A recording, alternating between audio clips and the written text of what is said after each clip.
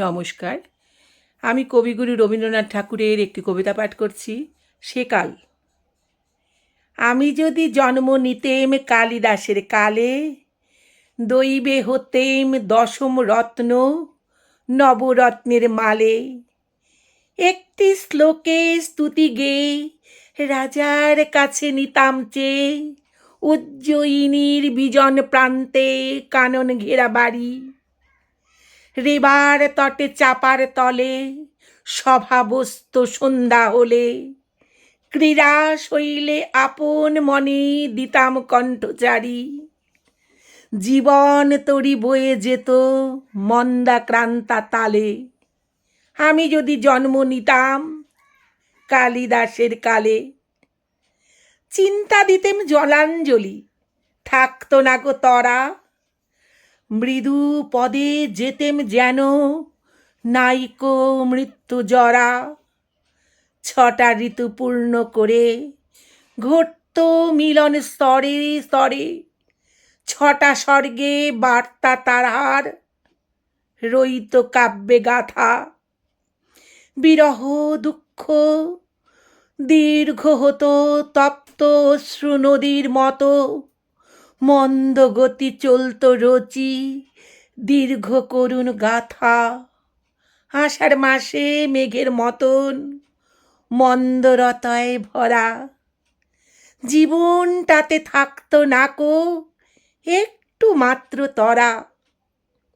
অশোক কুঞ্জ উঠত ফুটে প্রিয়ার পদাঘাতে, বকুল হতো ফুল্ল প্রিয়ার মুখের মদিরাতে। প্রিয় সখীর নামগুলি সব ছন্দ ভরি করিত রব, রেবার কুলে কলহংস কলধ্বনির মতো। কোনো নামটি মন্দালিকা, কোনো নামটি চিত্রলিখা, মঞ্জুলিকা মঞ্জরিনী ঝংকারিত কত।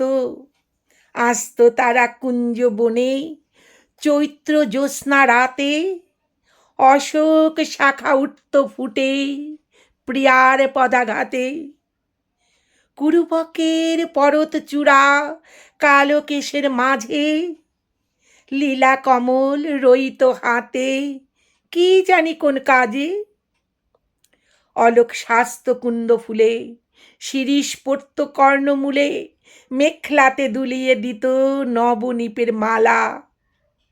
ধারা যন্ত্রে স্নানের শেষে ধূপের ধোয়া দিত কেশে, লদ্র ফুলের শুভ্র রেণু মাখত মুখে বালা।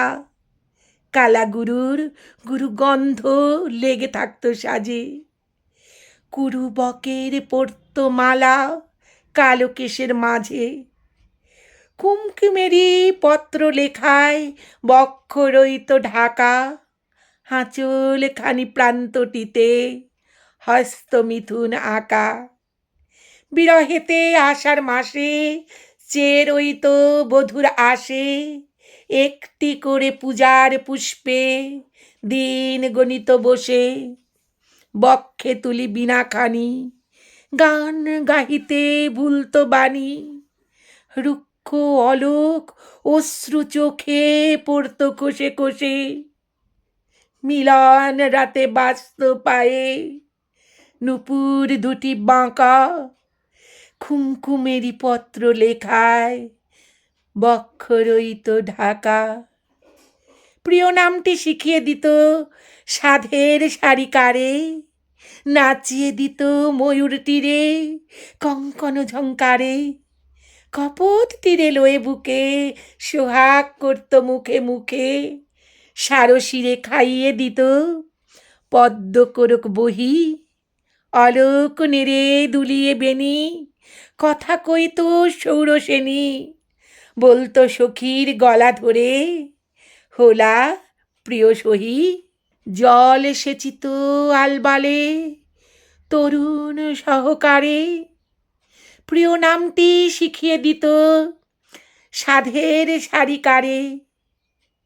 নবরত্নের সভার মাঝে রইতাম একটি টেরে, দূর হইতে গড় করিতাম দিক নাগাচার্যেরে।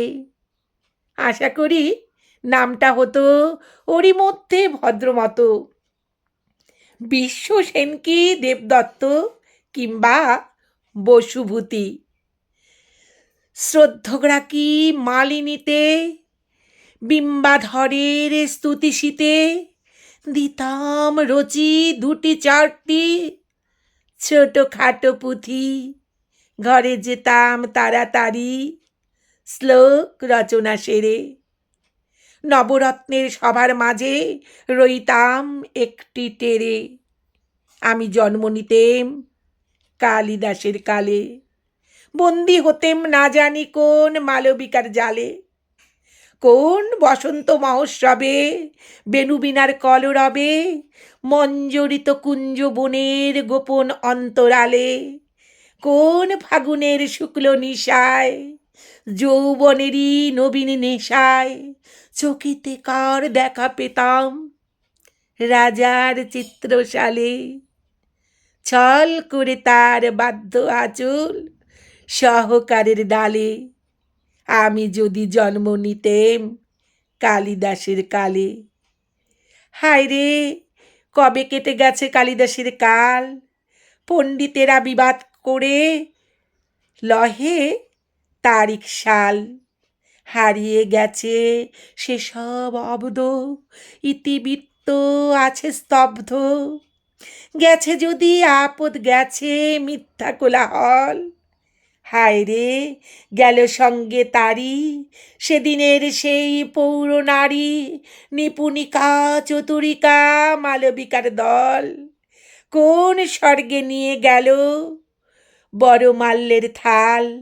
হায় রে, কবে কেটে গেছে কালিদাসের কাল, যাদের সঙ্গে হয়নি মিলন সেসব বরাঙ্গনা, বিচ্ছেদের দুঃখে আমায় করছে অন্নমোনা, তবু মনে প্রবোধ আছে তেমনি বকুল ফোটে গাছে, যদিও সে পায় না নারীর মুখমদের ছিটা, ফাগুন মাসে অশোক চায়ে অলস প্রাণে শীতল গায়ে দক্ষিণ হতে বাতাসটুকু তেমনি লাগে মিঠা। অনেক দিকেই যায় সে পাওয়া অনেকটা সান্ত্বনা, যদি ওরে নাইকো কোথাও সেসব বরাঙ্গনা। এখন যারা বর্তমানে আছেন মর্তলোকে, ভালোই লাগতো তাদের ছবি কালিদাসের চোখে।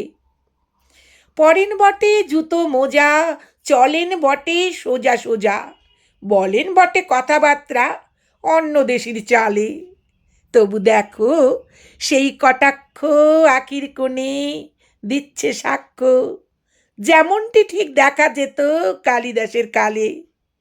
মরব না ভাই নিপুণিকা চতুরিকার শোকে, তারা সবাই অন্য নামে আছেন মর্তলোকে। আপাতত এই আনন্দে গর্বে বেড়াই নেচে, কালিদাস তো নামেই আছেন, আমি আছি বেঁচে। তাহার কালে স্বাদ গন্ধ আমি তো পাই মৃদুমন্দ, আমার কালের কণা মাত্র পান্না মহাকবি, দুলিয়ে বেনি চলেন যিনি এই আধুনিক বিনোদিনী। মহাকবির কল্পনাতে ছিল না তার ছবি, প্রিয়ে তোমার তরুণ আখির প্রসাদ যেচে যেচে কালিদাসকে হারিয়ে দিয়ে গর্বে বেড়াই নেচে।